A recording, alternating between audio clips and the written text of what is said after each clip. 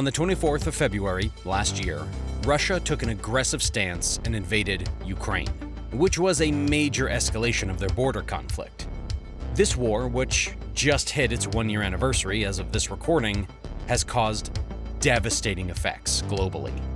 Both Russia and Ukraine have suffered heavy losses, and the whole world has been dragged into this messy situation. The US is giving out billions in loans to Ukraine, while EU nations are sending a lot of arms to the nation to help out with the war effort. It seems like it's a lot of expenditures and losses on all sides. One country, however, has risen to a triumphant grace in the middle of all this commotion. That one country is not losing, but gaining heavily from this global conflict. That nation is none other than Qatar. Qatar's energy minister has announced a long-term deal to supply gas to Germany. China's Sinopec has signed a $60 billion agreement with Qatar Energy. 2 million tons of liquefied natural gas will be delivered annually. Oil and gas, the cornerstones of Qatar's economy. Prices are so high that the deliverers of LNG like Qatar are the ones who want long-term contracts. As we shed some light on one of the lesser-known gems of the world, please take a moment to shed some light on this video by liking it. Your 2-second action will go a long way towards helping with the algorithm. Alright, let's get into it. This is Qatar. It's a Middle Eastern country blessed with vast supplies of natural gas, making the nation ridiculously wealthy. Despite being home to just about 3 million citizens, Qatar has gas reserves that, at 858 trillion cubic feet, account for about 12% of the world's total natural gas reserves. To put this into some perspective, this gives Qatar the third largest natural gas reserve, and it makes it one of the top 3 natural gas exporting nations, along with the United States and Australia. Quite an achievement for the small nation, and one they have leveraged quite nicely. In fact, many people did not know Qatar before the 2022 World Cup, where the small nation shined by hosting what was the largest and most extravagant World Cup in history. I'm not joking. Qatar spent over $200 billion on this 30-day affair, a figure that far eclipses the previous amounts spent. In fact, Qatar spent over 12 times as much as the previous spending record holder. I say all this to show you just how wealthy Qatar has gotten off its gas. And now, I'll show you just how the Ukraine conflict is making them even richer.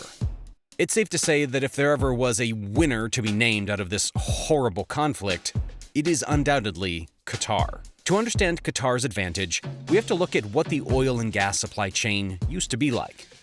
Russia was a big exporter of gas to Europe. Having the largest natural gas reserves in the world, Russia had an ample market and ample supply.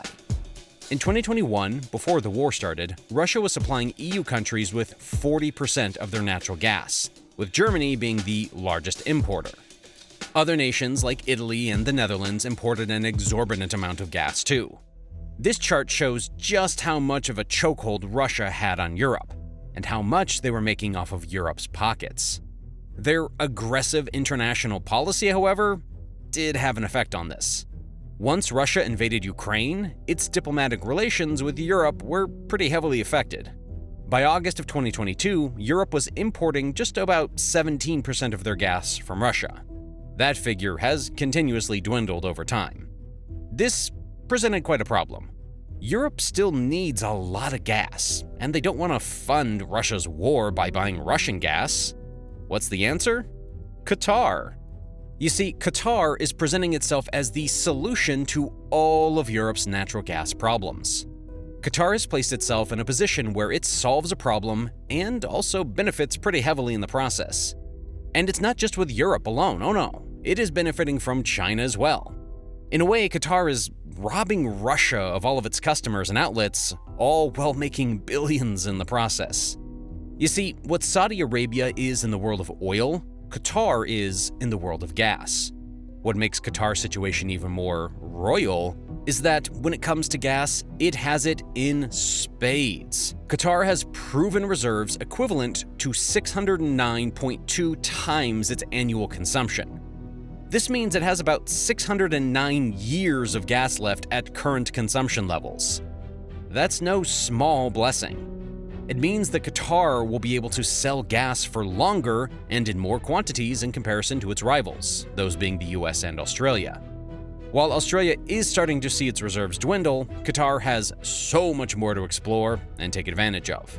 And given its neat diplomatic ties, it outshines countries like Russia too, who, though they possess more gas, have muddled reputations. Honestly, all fingers just point towards the small nation right now. Bin Cahill, an energy expert at the Center for Strategic and International Studies, rightfully said, "This is Qatar's moment. Everyone needs them now." And he couldn't have been more correct. Qatar itself seems to sense this, and they have doubled down on natural gas production. Despite being the largest liquefied natural gas exporter at the moment, Qatar is growing even bigger. Last year, the country announced the North Field East project. This is a project aimed at increasing liquefied natural gas production globally, and the project itself is the world's largest liquefied natural gas project ever in terms of capacity. That says a lot. Qatar has been serious about expanding its liquefied natural gas production from the North Field, which is the world's single largest non-associated offshore natural gas field. The nation began the construction of 4 giant liquefied natural gas production lines with a capacity of 8 million tons each per year. This is in addition to gas-producing facilities, natural gas liquids recovery, and helium extraction and refining facilities in Ras Laffan Industrial City. These investments will increase its export capacity by more than a third by 2026. In fact, when the project is complete, it will be churning out about 1.4 million barrels of oil equivalent per day. Put together, the project will raise the country's liquefied natural gas production capacity from 77 million tons annually to 110 million tons. That's all dollar bills, as far as I can see. Qatari officials have also announced plans to build 2 more terminals later in the decade. When you factor it all in, by the time everything is said and done, the country's capacity to produce liquid natural gas will grow more than 60% to 126 million tons a year later in the decade. This is the biggest doubling down action I have ever seen. In addition to liquefied natural gas, the project will produce condensate, LPG, ethane, sulfur, and helium. All this just means extra profits for Qatar. This is money upon more money for Qatar. The Arab nation is betting that even as much of the world is trying to cut greenhouse gas emissions, demand for liquefied natural gas will keep growing. That's because many elected leaders and energy experts believe the fuel is essential as a replacement for coal and to back up solar and wind energy, which can be limited by inclement weather. That fear, or rather need for consistency on their nation's energy needs, is Qatar's winning bet. Well, just how viable is this gamble, you may ask? Well, let me show you. Negotiate a long-term energy partnership. Germany's reliance on Russian gas has exposed Europe's biggest economy. Is a milestone toward what he calls Putin-free energy. Qatar's state energy company seals a 27-year deal to supply China's Sinopec with liquefied natural gas. Qatar Energy will send 4 million tons of LNG annually to China's Expansion projects respectively will start in 2026. Just last year, Qatar signed a mega deal with German firms. The 15-year deal is for Qatar to supply Germany with over 2 million tons of liquid gas. This deal is set to start in 2026, the same year that Qatar's new expansion project ends. As Germany has begun weaning itself off of Russian gas, Qatar is coming to save the day. Now, granted, Qatar has faced some scrutiny from Europe regarding its workforce and LGBTQ violations, scrutiny that rose particularly during the World Cup, as you may remember. However, whatever scrutiny they may face, it pales in comparison to the crimes that Russia is currently committing. So in European eyes, Qatar is by far the safer option. On the other hand, Qatar is guaranteed a market for its gas for the foreseeable future. Again, it's not just selling to Europe either. The Middle Eastern nation has also penned quite the deal with China. Last year, Qatar and China also agreed to a $60 billion, 27-year deal for liquefied natural gas. Yeah, you heard that right. That's billion with a B. And yes, I did say 27-year deal. This monumental deal, which guarantees the export of 4 million tons of liquefied natural gas annually to China, is notable for several reasons. Firstly, as the longest liquefied natural gas supply contract signed to date, it signifies that long-term oil-indexed liquefied natural gas supply contracts are still an essential method for buyers to ensure the security of their supply, and for suppliers to maintain the security of demand. This is in tandem with Qatar doubling down on its infrastructure and building more refineries. Guaranteeing long-term contracts like this gives them that boldness because they have a guaranteed market for their gas. Also, securing these types of contracts is a big deal because it shows that, despite predictions that the world going green will phase out Qatar's relevance quickly, this does not seem to be the case at all. In fact, Qatar's relevance and geopolitical importance has only shot up even higher, as they are a stable gas supply for Europe. And this is during a time when the continent is heavily struggling to reduce its dependence on Russia, and as other countries increase their natural gas consumption in a bid to decarbonize their macroeconomics. Qatar is essentially the best friend who worms their way into your heart after your breakup with your long-term partner. Always there, always reliable until boom, one day you wake up naked together in a bed after a long night of partying. Yeah, you get the idea. Qatar's energy minister and Qatar's energy CEO said in a statement that the deal opens a new and exciting chapter with China. Best believe the minister is not just talking about the money in this deal. Qatar is gaining far more than financial benefits. You see, at the present moment, Qatar already provides China with 1/4 of its gas. That number is rising quickly with the addition of new deals being signed between these nations. What this does is that it makes Qatar very important to China, as anything pertaining to this gas provision becomes essentially China's business. Despite China reducing dependency on Russian gas and the uncertainties that it brings, China is also casting its own lot with Qatar.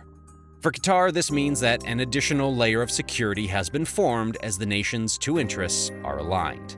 This 27-year deal gives Qatar more protection from its enemies, not least among them a potentially hostile Iran, with which Qatar shares one of the largest gas fields in the world. Qatar has long relied on a U.S. military base near Doha as a bulwark. But as some lawmakers in the United States grow wary of foreign entanglements, experts say Qatar is looking for an additional buffer against Iran, and that buffer is now China. It's always a win when you secure an important energy customer and a geopolitical partner in the same breath. I mean, talk about a win-win. Boosting international relations and fattening your pockets simultaneously? According to Citigroup projections, the country's economy will grow at 4.4%, the fastest pace since 2015. Meanwhile, Qatar's GDP per capita, with a population of less than 3 million, will reach $77,000, thus reaching levels similar to that of Switzerland. That puts the nation in a very nice niche. So, where does this leave the matter? Well, Qatar is emerging as quite the regional figure and an important geopolitical player in the modern world. On top of befriending both the West and the East, Qatar is actively helping other nations like Egypt, and this serves to heighten Qatar's regional role. Also, with the signing and cementing of all these deals, and many more to come, Qatar has quite comfortably turned Russia's crisis into a feast for themselves. Russia might never be able to recover its markets from Qatar. In fact, in the case of Europe, it's a guaranteed no. That leaves the small nation of Qatar in one of the most enviable positions for any country to be in 2023. And only time will reveal what riches are to come for Qatar.